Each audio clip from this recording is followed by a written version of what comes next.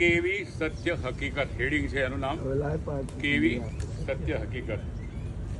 જ્યારે આપણે જીવતા હોઈએ છીએ ત્યારે આપણને લાગતું હોય છે કે આપણી પાસે ખર્ચવા માટે પૂરતા પૈસા નથી.